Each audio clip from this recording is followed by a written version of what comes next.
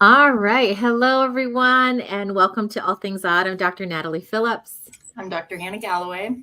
And my name is Whitney, and I'm the Audiology resident here. Okay, we have a really fun topic today, but before we get there, I'm going to have Dr. Galloway and Whitney talk about our YouTube channel. Yes, so if you go to our YouTube, you can subscribe, and then you can be updated when we have new episodes. Here, it's kind of easier to tell what things are about. And so if you didn't want to just watch every episode, you can look through the thumbnails and kind of figure out, what episode you want to send somebody or which one you're trying to watch. We do try to come out every week with new episodes, but sometimes we're out of the office or whatever. So if we're ever gone, this is a way that you can kind of fill your lunch hour with some audiology. Mm-hmm. Yeah, lots of really fun topics that we've done. I know that Whitney and I, while Dr. Galloway was traveling, did some fun ones on the Olympics and the Deaf Olympics, as you can kind of see them going. So I don't know. I thought they were kind of cool to learn a lot of information. And part of this show, too, is that we get to do research and we do learn a lot of good information that we like to share with people, and then also collaborate. So the last time that we were on, if you notice, we had a audiologist from Iowa that reached out to us and shared about an athlete, Erin Small, that she actually helped and gave information to get connected. And I don't even know, Whitney, do you even know what happened with him and his competition on Tuesday?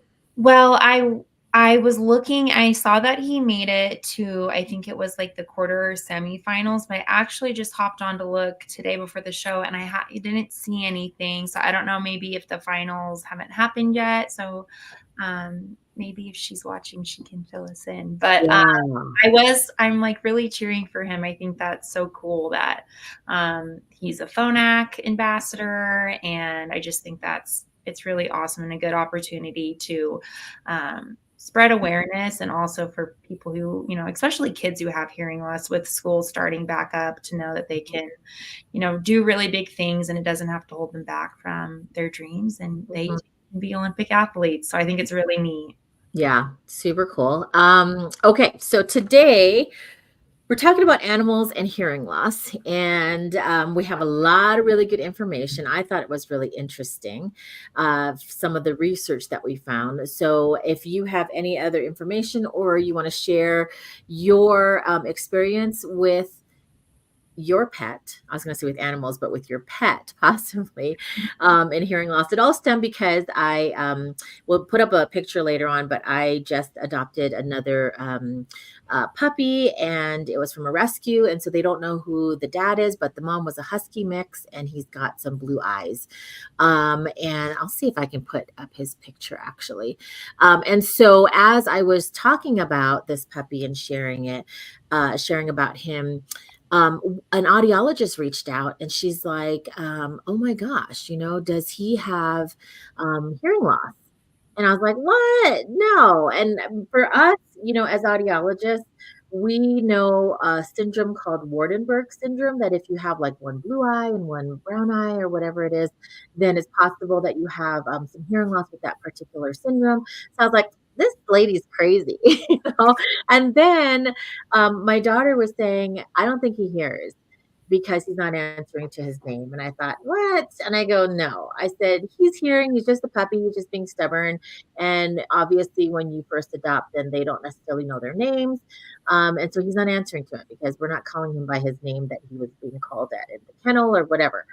And so I just kind of ignored it. But then, of course, like a good audiologist, I was like, I probably shouldn't ignore hearing loss if it's really true. So I called Dr. Galloway and I was like, remember when, there was, she had tested her dogs. And I said, does University of Northern Colorado still do that? And she reached out to her contacts, found out that they still do. And so I have something scheduled.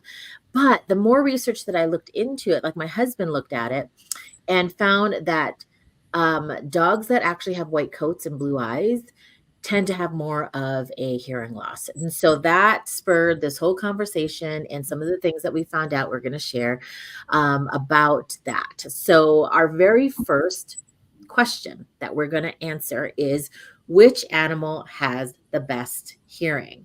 And so I had asked both Whitney and Dr. Galloway, just off the top of my head, or off the top of your head, what do you think, before I actually told them? And I think, Whitney, what did you say yours was? I said a whale. Oh, yeah, you said a whale. I think Dr. Galloway said an elephant, right? Yeah. And I said, like, I don't know, maybe it's an owl. So then we did some research, and I'm going to share, we're going to share the top 10 animals that have the best hearing. And actually, number one is the moth. So the moth, it is specifically the greater wax moth. It's been, greater wax moth has been recognized as having the best hearing in the world, the greater wax moth. And so with the evolution of moths, hearing over time, it may be due to having to evade the threat of their main predator, which is the bat, because I was thinking it might be like a bat or an owl, but the number one animal that has the best hearing is the moth. So those of you who are playing that trivia or playing Jeopardy, like, remember that somewhere. And then number two is the bat. And then number three is the owl, which is what I was thinking. Some kind of bat or owl or something like that. So those are the top three. And then I'll have Dr. Galloway talk about the next couple of Yes. So number 4 is the elephant. We've got a little extra factoid about the elephant. So they have good hearing. They can detect sounds as low as 14 to 16 hertz. So that's lower than we can detect. Humans can detect from 20 to 20,000 hertz. So elephants can actually detect a lower range than we can. And elephants can hear as high as 12,000 hertz. So humans can hear higher than elephants. But they can hear really well at those really low pitches, which is cool. So they frequently use infrasonic sounds, which are sounds emitted below the human hearing range for their long distance communication. And I was also thinking, if an elephant is coming, that is a really low, that would be like a low rumble if there was a herd of elephants coming. So to maybe hear one another, that's advantageous. So that is number 4, the elephant. Number 5 is the dog. And I would guess that different dogs might have slightly different, specificities of what they can hear.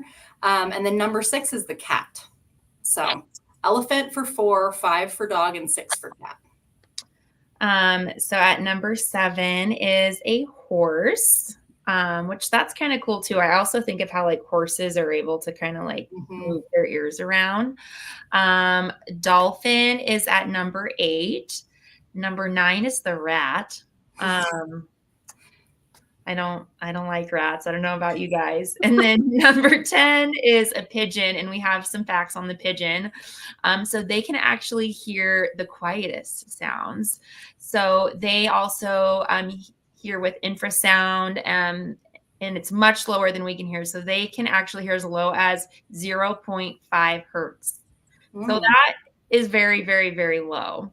And they can also detect when a storm is coming, if there's any earthquakes or volcanoes, which I think that's really crazy. And I'm glad that they can fly away if that's going to happen. Whale was not on the top 10. So, but dolphin, sort of. Yeah.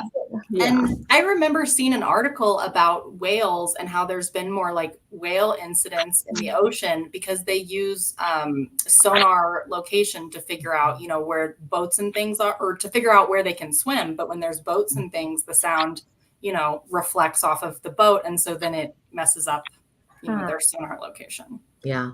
Interesting. All right. So the next question that we had was, which animals do not have ears? And even though that looks kind of like a funny question, it was kind of interesting to find out some facts about this. So there are various animals that actually don't have ears, such as ants and snakes. Since they don't have well-developed ears, they depend more on their other senses. So snakes actually have no external ears, as you know, if you've seen a snake. But they have internal structures that detect vibrations and low frequency sounds. And these vibrations are transmitted through their jaw bones to their inner ears. So it's interesting because there was an actual type of listening device that was released, gosh, like 10 years ago, maybe. And I think Dr. Galloway might remember this as well, but it was called Soundbite. And it was for single-sided deafness, or if you needed to transmit sound through the bone. And it was, we had to partner with dentists that would take an impression of your teeth and make like a little mouthpiece. And then the sound would be delivered by the jaw, or the bones in from the jaw, and then it would go to the inner ear. So similar to a snake is what I'm thinking. Yeah. But yeah, I thought that was kind of interesting. And then because snakes don't have that outer ear, right? Which now that I'm sure everybody's imagining a snake with ears, how funny that will look. Snakes also have a good sense of smell. So that goes to literally like picking up other senses, because you don't actually have one particular one, right? I mean, they have hearing. It's just that they have the jaw bones that connect to their inner ear. And if you think about it, especially with worms also and snakes, like they're on the ground a lot. And so they're picking up the vibration, and that makes sense that that would go that way. Ants are the other ones that they don't have ears, so to speak, but they use their antenna to sense what's going on and sense things around them. And then crabs are one of those animals that don't have ears. So of course, I'm sure everybody's thinking about ants with ears and crabs with ears. But crabs actually don't have ears, and they actually don't have good hearing either. So they can only hear low to mid frequency sounds. And so I went crabbing with my grandpa a lot in Hawaii when I grew up, and I'm just thinking about maybe they didn't hear as well. Maybe that's why they just kind of crawl into their little nets and eat their food, and they don't think anything of the wiser. So yeah, so crabs are one of those that don't actually have ears, and they don't hear very well either. Well, and when you think about not having an outer ear, like that's what funnels the sound, that's what collects all of our sound. And it seems like it wouldn't do that much, but it does. I mean, if you didn't have a pinna, you wouldn't be able to, collect all of that sound. So it kind of makes sense that they don't have physical outer ears when they're mostly hearing through bone conduction. And salamanders are the same way. So they don't have external ears, but they can detect ground vibrations that are transmitted to their inner ears, so they can hear. This next one is really cool. Katydids use their knees to hear. That's wild. Their ear structure is similar to people, as they use eardrum structure to transmit sounds to a cochlea type organ. So that's a fun fact. So back to dolphins. I love dolphins. So they use echolocation. So we kind of talked about that with the whales. And they also use the cavity right below that blowhole that they have to create different like whistles, clicks, just different sounds. And then they echo back and return, the returning sound waves produce pulses in their teeth. So bone conduction again, which is kind of cool. And then spiders actually use their legs to hear, which spiders are another one. Could you imagine if they had like ears? So weird. They have too many legs.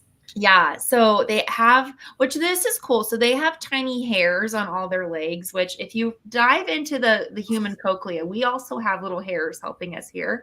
So that's kind of neat. But that just helps provide them with information on their surroundings. And then they also use their webs to help them hear, which makes sense if they're using hair to detect vibrations. If a fly or something lands on their web, I am assuming it makes a vibration. And so that they know, okay, I've caught something. So very interesting. Yeah, that's kind of cool.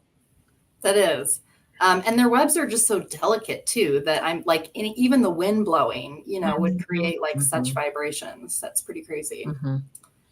So the next kind of question we're going to dive into is, can animals have hearing loss? And they certainly can. So deafness and reduced hearing are common in dogs and cats, and to a lesser extent in other species. So deafness can be hereditary, or it can also be acquired. It can be congenital, later onset, sensorineural, or conductive. What comes to my mind immediately is the studies where they're trying to figure out what noise exposure does, and the animals are noise exposed. So that might not be where everyone else's brain went, but like that's something that we do experiments on so that we can see, okay, if we expose this bunny or this cat or whatever to noise and then look at their cochlea later. So this would be, the deafness and reduced hearing in dogs and cats. That would probably be more like a natural hearing loss.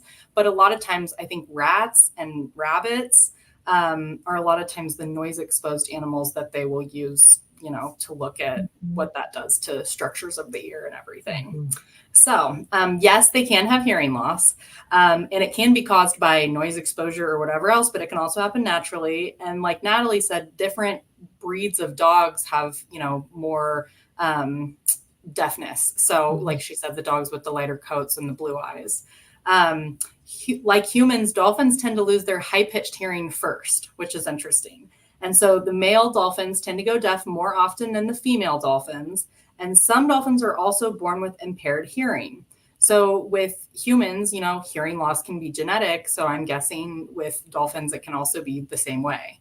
And likely with other species as well. It's just that probably no one's really done the lineage on the animals to kind of know. I think dogs are probably the best studied since, their breeders are looking out for that and everything.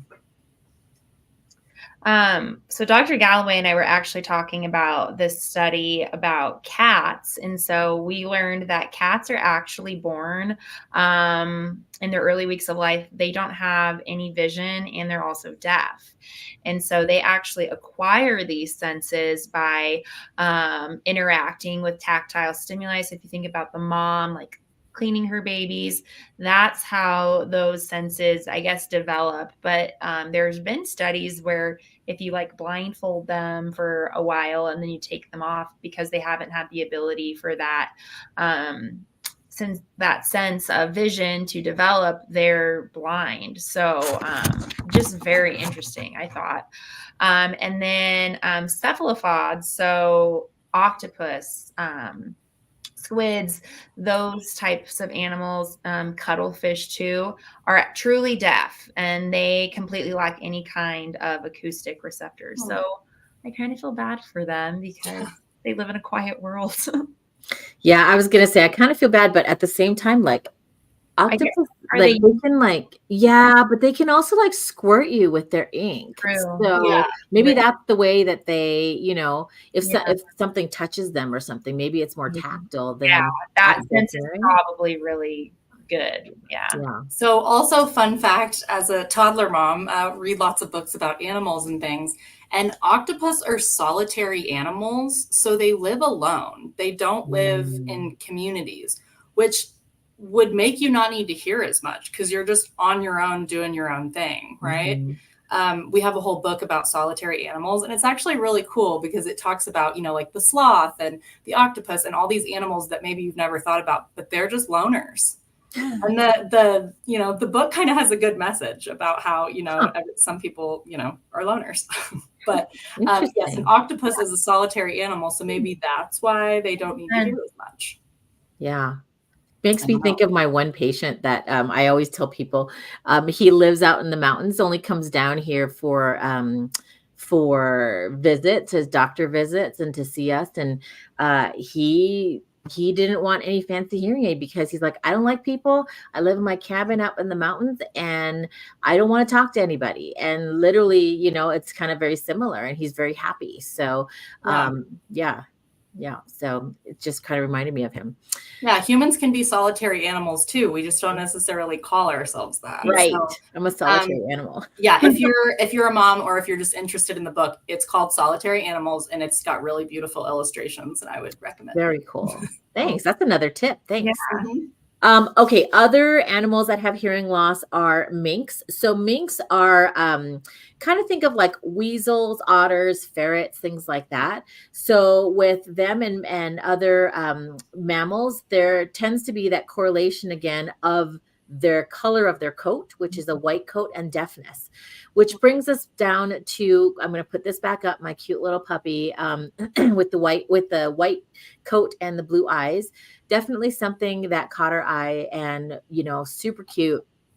But when we did the research, we found out that cochleosacral deafness is what it's called. In dogs is usually seen with that white coat color, and it produces deafness in one or both ears, and it's associated with the blue eyes and the white pigmentation. And so, not that like we're going to fit hearing aids on this poor puppy if he is deaf. And honestly, I don't think he is, because there's certain times where I'm like, hey, and he stops. So I'm pretty sure. However, it could be a mild loss, a mild to moderate loss. I don't know.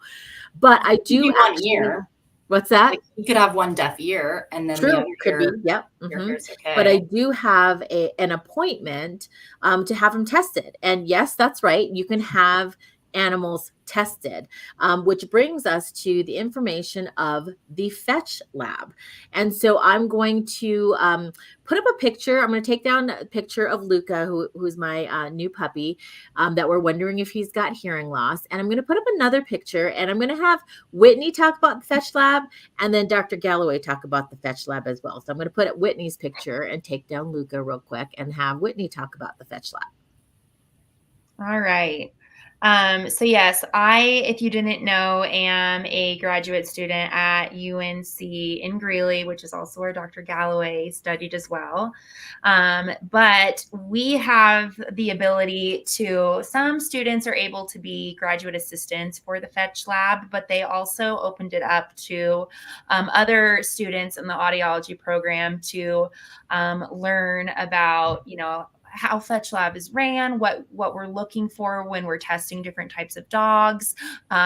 We do it all with electrophysiology. So we put electrodes on the dogs, which is what you're seeing. So not a dog, but we actually use a old eggplant to practice. So we're practicing, making sure that we're getting a good insertion of those needle electrodes, but not hurting the actual animal. We do use a cream that helps numb. So I've gotten to see this done multiple times, and it doesn't hurt the pet.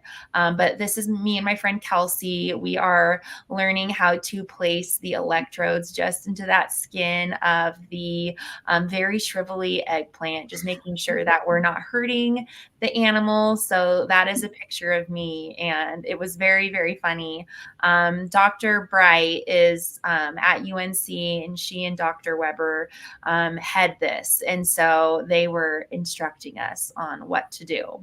Very cool. And then I'm going to put up the website for the Fetch Lab, as Dr. Galloway talks about her experience with the Fetch Lab as well. Yes. So Fetch Lab came about after I left UNC, or it was in the works like the year that I was graduating. So it wasn't available for coursework or anything while I was there. But once they started it, they had students doing research projects using, animal audiology. So my dog that's 14 was actually a participant in somebody's study. They were looking for dogs of different ages just to compare hearing sensitivities, about like older dogs versus younger dogs. And she was kind of middle-aged at that point. I think she was about 7. And so I took her to a veterinary office in Johnstown. They're working with UNC. And so some of the UNC professors were there, and they tested my dog, and I kind of just watched. But it was cool to see the dog's brain response, because we do the same thing with babies, and having that experience, knowing what the waves look like coming from a baby and how they look at from a puppy, it's very similar, which is cool. The electrodes were needle electrodes. So what we use in the office on humans are like a little disc electrode. So it's a little metal disc. Whitney's in there, so she might have one close by. And we, fill it with some paste and put it on the skin.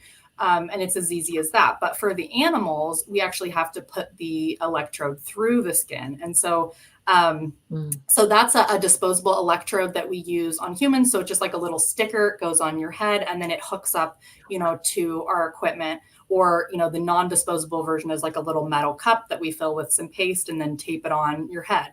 But for dogs, they're covered with fur, so that's really not going to work as well. So they're needle electrodes. And if you see it, it looks just, I don't even know how long to say it is, maybe like half an inch. And it looks like it would really hurt. But when you think about dogs, moms carrying them and how they, pick them up by their necks, it doesn't hurt them. And so you put the electrode through the skin. They did have like some cream. And my dog is a little bit of a nervous Nelly just in general. So they had these thunder jackets, which is just like a compression jacket for a dog. And they use them for dogs that are scared of storms and things like that. And so she felt a little bit more secure, and they, hooked up the electrodes, and her hearing was good at that point. They weren't really trying to figure out how low she could hear, but more just assessing what her hearing, what her waveforms, her brain waveforms looked like in response to a certain sound. And then they compared that in, puppies versus middle-aged dogs versus older dogs. So, and I do think that they were looking at noise exposed dogs versus not, like hunting dogs. So, being exposed to all those gunshots and everything, how that would affect. And I don't really remember what the results were, but I was just more in it to be a participant and see how this could all work. And at the time they were using the same software that we were using at UNC on humans. So it's like, it was the exact program that we were using. They were just using different electrodes, and it was on a dog. So it was really cool. Very cool. Well, I'm super excited because on August 30th, I have an appointment to take Luca into the Fetch Lab to have his hearing tested. And Whitney's going to be with me as well. So, of course, we will take lots of pictures and video, and maybe we'll even go live from there. I don't know yet. But I'm super excited just to know, whether or not it's one ear, both ears, nothing. He's just being stubborn and a puppy. I have to put this comment up here. We have Mary Kate that's tuning in. So hi, Mary Kate. And she says to test the pet's hearing, it's an at-home startle reflex test when you yell at them. Yeah, I do yell at him, and we talked about it, Mary Kate. So it's funny because sometimes he does respond. And so what's interesting about the yell test, right? Or like these guys here at the office were laughing at me because back in the day, like the testing that nurses would do when they do home visits for kids, they literally would have like a little kit, and it would be like a rattle, and it'd be like a shake behind the ear. And that was the hearing. Like, yes, they're hearing or they're not hearing, and it's very similar. If you think about, let's talk about like kids that have ear infections, right? Like we talk to parents and say, hey, it might be where you yell at them and they hear, but then if you're talking in a normal conversational level, they might not hear when they have an ear infection, right? Or fluid. And so it's one of those mild to moderate losses where you might not hear on a regular basis, or it kind of fluctuates and you can't see it, things like that. And so it's hard to tell, but they will still respond if you yell or clap or whatever. And so it's very similar that yes, you can yell, but what if it's more of a hearing loss or less of a hearing loss, and he can hear only those loud sounds when you do it, right? So I think it'll be really interesting to see the process that they're going to be testing Luca at the Fetch Lab. So super excited about that. Well, and I talked to Natalie's daughter too about, when you call a dog, a lot of times you pat your legs, you clap your hands, you do a lot of like vibration, or like stomp your feet or something. So I could see how it would be more difficult to tell because they are, they're on the floor, they're getting all those vibrations too. So of course they're going to tune into that if that's what they have access to.